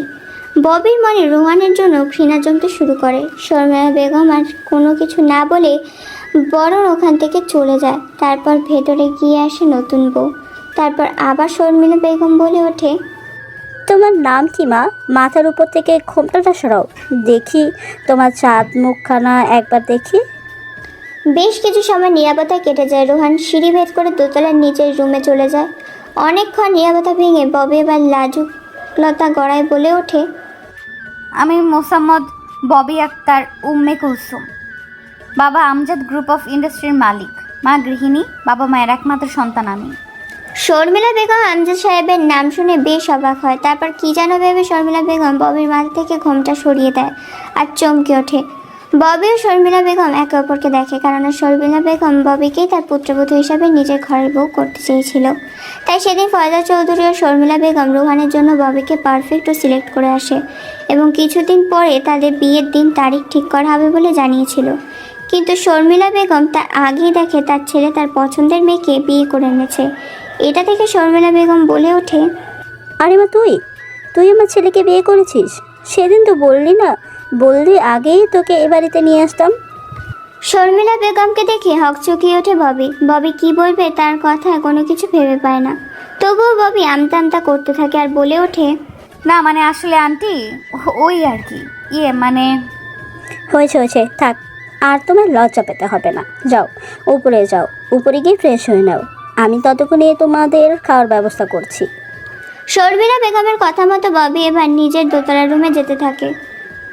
কোনটা কার চিনতে পারে না, তবুও চলে যায় রোহানের রুম খুঁজতে খুঁজতে। রোহান ভেতরে ফ্রেশ হয়ে কাপড় চেঞ্জ করছিল, তখন রুমের মধ্যে প্রবেশ করে ববি। ববি রোহানকে এরকম অবস্থা দেখে মারে এক চিৎকার। রোহান পেছনে ঘুরে দেখতে পায় ববি চিৎকার করছে, তাই আর কোনো কিছু উপায় না পেয়ে ববির মুখ চেপে ধরে। ববি হাতে ইশারায় বোঝাচ্ছে তাকে ছেড়ে দিতে। কিছু সময় পর রোহান ববিকে ছেড়ে দেয়। ববি হাঁপাতে থাকে। রোহান এবার বলে ওঠে, কি ব্যাপার, এইভাবে তুমি চিৎকার করছো কেন? আর তুমি এই রুমেই বা কি করছো? ববি একবার রোহানের দিকে তাকিয়ে আবার চোখ বন্ধ করে ফেলে আর বলে ওঠে, ছি, আপনার কি একটু লজ্জা শরম করছে না একটা মেয়ের সামনে এভাবে খালি গায়ে থাকতে? রোহান ববির কথা শুনে এবার নিজের দিকে তাকায়। নিজের দিকে তাকিয়ে তো অবাক, কেননা শরীরে কোনো কিছুই নেই। তাই দ্রুত ববির বুকে থাকা ওড়নাটা টান মেরে নিয়ে নেয়, এরপর নিজের শরীরে পেঁচিয়ে নেয় আর দৌড় দেয় বাথরুমের উদ্দেশ্যে। ববি রোহানের এরকম কর্মকাণ্ডে খুবই অবাক হয়। কিছুক্ষণ পর রোহান বেরিয়ে এসে দুহাত দিয়ে চেপে ধরে ববিকে আর বলে ওঠে, কি ব্যাপার, তুমি আমার রুমে কি করছো? তুমি না মায়ের সাথে ছিলে, আর রুমে এসেছো, নক করোনি কেন? আমি কি জানতাম নাকি এটা আপনার রুম? আমি তো খুঁজতে খুঁজতে এই রুমে চলে এসেছি, আর মা আমাকে এখানে আসতে বলেছে। রোহান কিছু বলতে যাবে তার আগে ড্রয়িং রুম থেকে শর্মিলা বেগমের চিৎকার শুনতে পায়। শর্মিলা বেগম বলছে, রোহান কোথায় তুই? নিচে আয়, বৌমাকে নিয়ে খাবার রেডি হয়েছে, তাড়াতাড়ি আয়। তারপর রোহান ববিকে ফ্রেশ হতে বলে নিচে চলে যায় খাবার খেতে। রোহানকে একাই সিঁড়ি থেকে নামতে দেখে শর্মিলা বেগম বলে ওঠে, কিরে তুই একাই সিঁড়ি দিয়ে নামছিস কেন? বৌমা কোথায়? বৌমাকে নিয়ে আয়, না হলে তোকে খাবার দেবো না। শর্মিলা বেগমের কথা শুনে রোহান সেখানে থমকে দাঁড়ায়। কোনো কিছু উপায় না পেয়ে আবার নিজের রুমে চলে যায়, বিছানার উপরে বসে পড়ে। রোহান অন্য দিক দিয়ে ববি ফ্রেশ হয়ে বকবকানি করে বের হয় ববি। রোহান বিছানায় বসে ফোন টিপছিল, কারো উপস্থিতি টের পেয়ে রোহান সেদিকে তাকায়। ববি রোহানকে দেখে চিৎকার দিতে যাবে, তার আগেই রোহান ববির মুখ চেপে ধরে। কিছু সময় নীরবতা কেটে যায়। নীরবতা ভেঙে এবার রোহান বলে ওঠে, কি ব্যাপার, এভাবে গরুর মতো চিৎকার দিতে যাচ্ছিলে কেন? এ বাড়িতে থাকলে যখন তখন চিৎকার দিতে পারবে না। আপনি এই রুমে কি করছেন? আপনি না নিচে গিয়েছিলেন, তাহলে এইখানে কি করছেন? আমি এখন কাপড় চেঞ্জ করব, আপনি বের হন, আমি সব দেখে নিয়েছি। ও হ্যালো, এটা আমার রুম, আমি যখন ইচ্ছে তখন আসবো। আর আমি নিচে গিয়েছিলাম, আম্মু আমাকে পাঠিয়েছে। তোমাকে না নিয়ে গেলে আমাকে খাবার দেবে না, তাই? কিন্তু আমি এখন কি করব? আমি তো কোনো কাপড় নিয়ে আসিনি, এখন কি করি? আচ্ছা দাঁড়াও, আমি একটা মায়ের শাড়ি নিয়ে আসি, সেটা পরিও। কিন্তু আমি তো শাড়ি পরতে জানি না, আমি শাড়ি পরবো না, কারণ আমি শাড়ি সামলাতে পারি না। একবার যদি আমার শাড়িটা খুলে যায় তো? রোহান আর কোনো কথা বলে না, রাগী একটা লুক নিয়ে চলে যায় শর্মিলা বেগমের একটা শাড়ি আনতে। শর্মিলা বেগমের শাড়িটা নিয়ে এসে রোহান বিছানার উপর রাখে।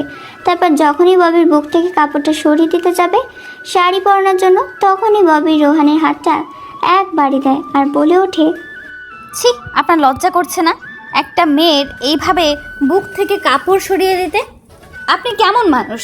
ছি ছি, ইনি নাকি আমার স্বামী। ও হ্যালো, এখন থেকে আমি তোমার স্বামী, পরপুরুষ না। সো আমার কাছে এসব আধিক্যতা দেখাতে এসো না। পড়লে পড়ো, না পড়লে নেই, আমি গেলাম। যখনই এই কথা বলে বাইরে যাবে তখন পেছন থেকে হাত ধরে ফেলে ববি। তারপর ববি বলে ওঠে, আচ্ছা দাঁড়ান দাঁড়ান, বাইরে যেতে হবে না, আপনি আমাকে শাড়ি পরাবেন, তবে একটা শর্ত, আমি আপনাকে চোখ বেঁধে দেব আর আপনি আমাকে শাড়ি পরাবেন। রোহান কোনো কথা না বলে সোজা হয়ে দাঁড়ায়। তারপর ববি একটা রুমাল বেঁধে দেয় রোহানের চোখে। তারপর রোহান ববির বুক থেকে কাপড়টা সরিয়ে দেয়। ববি এখন সম্পূর্ণ খালি গায়ে বিছানা থেকে শাড়িটা নিয়ে একে একে পরিয়ে দিতে থাকে ববিকে। ববিকে যতই শাড়ি পরাচ্ছে এবং কুচিগুলো তার পেটে গুঁজে দিচ্ছে, ততই কেঁপে উঠছে ববি। ববি দু হাত দিয়ে খামচে ধরে রোহানের মাথার চুল। হাতের বড় বড় নখগুলো খামচে ধরার কারণে পিঠে আঁচড় বসে যায়, সাথে হাতে রোহানেরও। তবুও রোহান শাড়ি পরিয়ে দেয়। তারপর এভাবে আয়নার সামনে নিয়ে ভালো করে সাজুগুজু করিয়ে নিচে নেমে আসে। দুজনকে দেখে শর্মিলা বেগম বলে ওঠে, বাহ, আমার ছেলেও মেয়েকে তো খুব সুন্দর মানিয়েছে। আর নিচে বস, তোদের খাবারতেই। তারপর রোহান ও ববি আর কোনো কিছু না বলে খেতে বসে যায়। শর্মিলা বেগম তাদেরকে খাবার বেড়ে দেয়। দুজনে খাবার খাচ্ছে ঠিক তখন শর্মিলা বেগম বলে ওঠে, জানিস বাবা, তোর জন্যেই ববিকে তোর বাবা আর আমি দেখে নিয়েছিলাম, আর কিছুদিন পরে তোদের বিয়ে দিতাম। কথাটা শুনে আবার খাবার গলায় আটকে যায় রোহানের। ববি পানির গ্লাসটা এগিয়ে দেয়। রোহান পানি খেয়ে নেয়। কোনো কিছু না বলে খাবার খেয়ে বেরিয়ে পড়ে। তার পিছু পিছু চলে যায়। শর্মিলা বেগমকে সালাম করে রোহান বলে ওঠে, দেখো, ভার্সিটিতে যেন কেউ জানতে না পারে তুমি আমার স্ত্রী। আর যদি এই কথাটি কেউ জানে তাহলে তোমার হাল বেহাল করে দেব। জানো তো আমার আসল পরিচয়। ববি কোনো কথা বলে না। তারপর গাড়ি নিয়ে ভার্সিটির উদ্দেশ্যে রওনা দেয়। কিছুক্ষণের মধ্যে ভার্সিটিতে এসে পৌঁছে যায় তারা। ভার্সিটির মাঠে এত দামি কার এসেছে থেকে সবাই সেদিকে তাকিয়ে আছে এক দৃষ্টিতে। গাড়ির ভেতর থেকে সর্বপ্রথম নামে ববি। ববি কোনো দিকে না তাকিয়ে চলে যায় তার বন্ধুদের কাছে। তারপর গাড়ি থেকে সামনের দিকে জানলা খুলে সর্বপ্রথম পা ফেলে একজন। উৎসুক চাহনিতে তাকিয়ে আছে সবাই। তারপর একটা হাত বের করে হাতে বেশ দামি ঘড়ি। তারপর হিরোদের স্টাইলে বের হয়ে আসে গাড়ির ভেতর থেকে।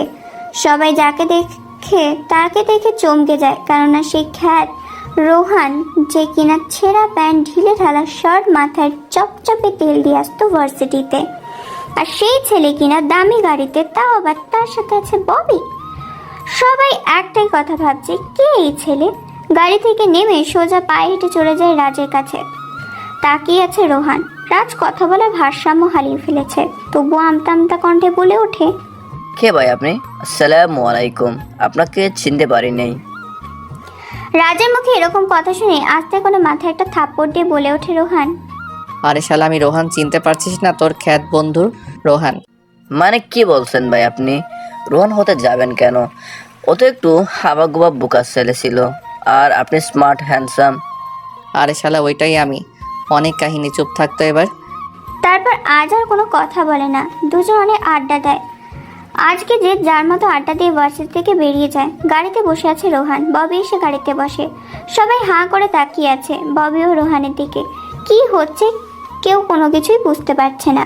কাউকে কোনো কিছু না বলে তারা চলে আসে বাড়িতে। বাড়িতে এসে দেখতে পায় ববির বাবা মা এসেছে। তাদের সাথে কুশল বিনিময় করে রোহান, তারপর নিজের রুমে চলে যায়। ববি তার বাবা মার সাথে কুশল বিনিময় করছে। কিছু সময় পর ওখানে নিচে নেমে এসে গল্প করে তাদের সাথে ববিও চলে যায় ফ্রেশ হতে। তারপর নিচে আছে সবাই একসাথে খাওয়া দাওয়া করে, যে যার মতো কাজে লেগে পড়ে। ববির বাবা মা তাদের নিজেদের কাজে চলে গেছে। দেখতে দেখতে রাত হয়ে যায়। রাতে ববি শুয়ে আছে নাইট ড্রেস পরে। খাটে উঠতে যাবে তখনই ববি বলে ওঠে, এই, আপনি খাটে কেন? আপনি নিচে ঘুমান, খাটে একদম আসার চেষ্টা করবেন না বলে দিলাম। রোহান কোনো কথা না বলে পেছন থেকে জড়িয়ে ধরে ববিকে, তারপর মুখ চেপে ধরে ববি। তারপর দুজন ঘুমিয়ে পড়ে। পরের দিন সকালে উঠে খাওয়া দাওয়া করে প্রতিদিনের মতো ববিকে নিয়ে রোহান আজকেও ভার্সিটিতে যায়। যে যার মতো নিজের কাজে যায়। তখন রাজ বলে ওঠে, ভাই তুই বলবি তোর আসল পরিচয় কি? কে তুই? আর যে মেয়েটা তোকে দেখতে পারতো না, সে মেয়েটার সাথে একই গাড়িতে যাচ্ছিস, একই গাড়িতে আসতেছিস, ব্যাপারটা কি? তারপর একে একে সব কিছু খুলে বলে রোহান রাজকে। এভাবে কথা বলতে বলতে ভার্সিটির সময় শেষ করে চলে আসে বাড়িতে। রোহান এখানে একটা ছদ্মবেশী মাফিয়া, সেটাও বলে দিয়েছে রাজকে। আসলে রোহানকে এখানে একটা খুনের প্রতিশোধ নিতে এসেছিল, আর সেটা হচ্ছে জিসানকে মারার উদ্দেশ্য ছিল তার। রোহানের অফিসের চাকরি করতো একটি পিয়ন, কোনো মতো সংসার চলত তার। রোহানের অফিসের চাকরি অফিস করেই সময় কেটে যেত পিয়ন সাহেবের। তার মেয়ে অনার্স প্রথম বর্ষে পড়ে একদিন সন্ধ্যার আবায় একা যাচ্ছিল রাস্তা দিয়ে, আর সেদিক দিয়ে মদ খেয়ে বাড়িতে করে যাচ্ছিল জিসান মাতাল অবস্থা থাকার কারণে কোনো কিছু বুঝতে পারে না। গাড়িতে জোরপূর্বকভাবে আভাকে তুলে নেয়, তারপর জঙ্গলের মধ্যে নিয়ে যায় গাড়িটাও আভাকে, আর সেখানে জোরপূর্বকভাবে আভার সাথে জোরাজুরি করে, তাকে জঙ্গলের মধ্যেই রেপ করে। আভা এত সব সহ্য করতে না পারিয়ে কাউকে কোনো কিছু না জানিয়ে রুমের মধ্যে সুইসাইড করে। পিয়ন সাহেব কান্নায় ভেঙে পড়ে। সেদিন রোহান পিয়ন সাহেবের মুখ থেকে এসব ঘটনা শুনে সেদিন থেকে রোহান তার মেয়ের সাথে কি হয়েছিল সেটা খোঁজার জন্য রাস্তায় রাস্তায় গলিতে সব জায়গায় খুঁজতে থাকে প্রমাণ। এক পর্যায়ে পেয়ে যায় একটা সিসিটিভি ফুটেজ, আর সেখানে দেখতে পায় ওকে জোরপূর্বকভাবে তুলে নিয়ে যাচ্ছে জিসানকে পেতে হলে তাকে ভার্সিটিতে যেতে হবে। তাই ভার্সিটিতে সে ভর্তি হয় শুধুমাত্র জিসানকে ধরতে, কারণ জিসান এই ভার্সিটিতে মাস্তানি করতে প্রায় সময়ই আসতো।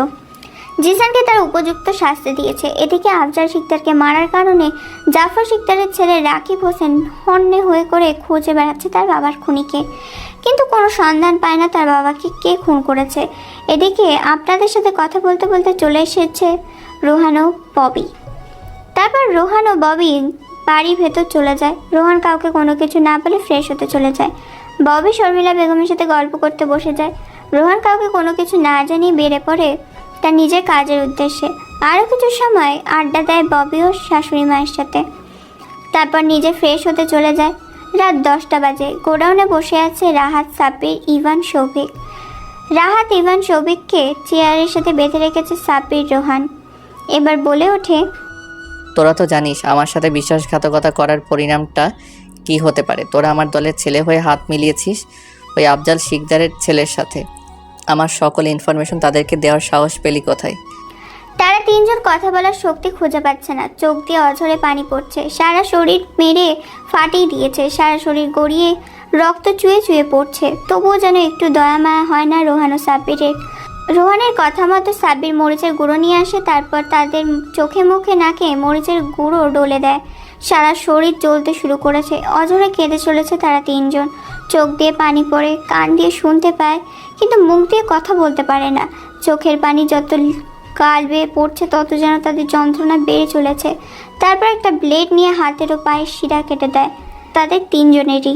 তারপর চোখগুলোতে গাছের এমন একটা রাসায়নিক পদার্থে আঠা লাগিয়ে দেয় চোখের পাতার সাথে, দ্রুত যাতে সে চোখের পাতা বন্ধ করতে না পারে। নিজের মৃত্যুটা যেন নিজের চোখের সামনে দেখতে পায়, সেজন্য পুরো মাথাটা ন্যাড়া করে দেওয়া হয়। তারপর চোখের মধ্যে আরও কিছু মরিচের গুঁড়ো ছিটে দেওয়া হয়। চোখগুলো লাল টকটকে হয়ে গেছে, আবছা আবছা কিছু দেখতে পাচ্ছে। কান দিয়ে রক্ত বের হতে শুরু করেছে, নাক দিয়ে রক্ত বের হচ্ছে। তারপর একটা ছুরি নিয়ে গলার মধ্যে ক্যাঁচ ক্যাঁচ করে বেশ কয়েকবার পোঁচ মারে। তিনজন নিমিষেই সেখানে মৃত্যুর স্বাদ গ্রহণ করে। সাব্বিরকে সব কিছু পরিষ্কার করে এবং লাশগুলোকে গায়েব করে দিতে বলে। রাত 1টায় বাসায় ফেরে রোহান। সবাই ঘুমিয়ে গেছে। চুপি চুপি রোহান তার নিজের রুমে যায়। রুমে যেতেই চমকে ওঠে রোহান, কারণ এখনও ববি ঘুমায়নি। রোহানের সাদা শার্টে যেখানে সেখানে রক্তের ফোঁটা দেখা যাচ্ছে, তা দেখে ববি বলে ওঠে, এ কি, তুমি কোথা থেকে আসছো? আর তোমার শরীরে রক্ত কেন? কি হয়েছে বলো, না হলে আমি এক্ষুনি আব্বু আম্মুকে ডাক দিব। রোহানের এ কথা শুনে বেশ রেগে যায়। এমনিতে মন মেজাজ খারাপ, তার উপর এ ধরনের হুমকি মেজাজটা মুড়োই খারাপ করে দিয়েছে। রোহান কোনো কিছু না বলে ধীর গতিতে এগোতে থাকে। ববি পেছাতে পেছাতে এক পর্যায়ে বিছানার উপর পড়ে যায়। রোহান দ্রুত ববিকে খাটের সাথে চেপে ধরে, সরাসরি চুমু খেতে থাকে। সব কাপড় ছিঁড়ে ফেলে, তারপর সারা শরীরে পাগলের মতো স্লাইডের চুমু খেতে থাকে। যেখানে সেখানে কামড় দিয়েছে, সাথে খামচে ধরে আছে।